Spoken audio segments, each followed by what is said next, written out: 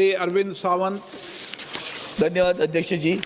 आप जानते हो क्या, आदरणीय सुप्रीम कोर्ट ने ईपीएस पेंशन को बढ़ाने का निर्णय दिया और 7,000 रुपए कम से कम देना चाहिए का। आज आपके पास इनकी जो कंट्रीब्यूशन नहीं ना, सारी सरकार के पकड़ के कितनी राशि पड़ी है, उस राशि वो कहते हैं हमारा पैसा वापस देंगे तो हमको ब्याज भी उससे ज्यादा मिलेगा। आज सर सिलेंडर का भाव हो गया 1,000 रुपए के दरम्यान।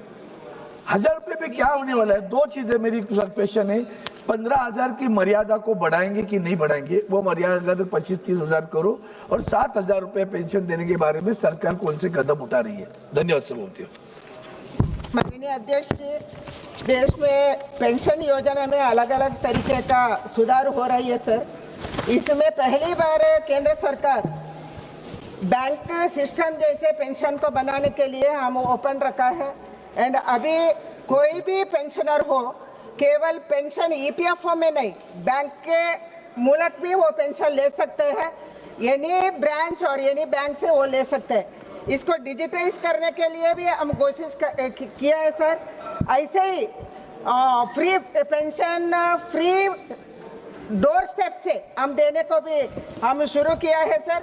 एंड आने वाले दिन में पेंशन का टोटल पैसा, अभी भी हम पेंशन अराउंड 81.48 लाख लोगों के लिए 18,958 करोड़ पेंशन हर महीने में हम दे रहे हैं सर। एंड ये बढ़ते जाएगा। एंड सरकार का, केंद्र सरकार का कंट्रीब्यूशन भी बढ़ रही है। एंड आने वाले दिन में इसका सोच चल रहे हैं, बार बार इसका चर्चा भी हो रही है sir. Shrimati Supriya Sule. Thank you sir. ये जो पैसा है, ये सरकार का वेलफेयर का फंड नहीं है, उनके मेहनत का पैसा है। That's why it is called pension. I just want to stand corrected. और हर बार जब ये जो सीनियर सिटीजन्स है, हर बार जब सेशन चलता है तो सारे ये सीनियर सिटीजन्स आंदोलन के लिए बैठते हैं। आपको याद होगा मैडम, शायद तब आप कर्नाटका में थी, बट प्रकाश जावड़े जी और अरुण जेटली जी, इसका जवाब निर्मला जी भी पहले दे चुकी है कि ईपीएस 95 का अभी तक मैडम जो बोल रही है थोड़ा मिल रहा है, घर में मिल रहा है, नया टेक्नोलॉजी है। That's not what we are asking. We are asking you a pointed question. जो डिमांड है वो 7,000 रुपया और अबव है, वो आप देंगे, वो उनके हक का पैसा है। ये आपका वेलफेयर का प्रोग्राम नहीं है madam. They have kept that money over the years for their own pension. So you are not doing charity to them. They are asking for their own rights. That's what it is, and they deserve it. Madam, sir pensionable service into pensionable salary divided by 70 years, उसके तहत वो तय किया जाता है sir. उसको वो कितना पैसा बचाया है उसका आधार पर पेंशन उसको मिल रहा है sir.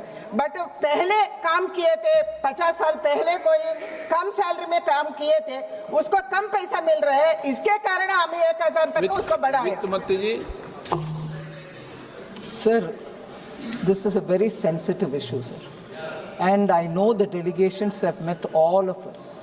And there is no denying the idea that they should get better in their old age.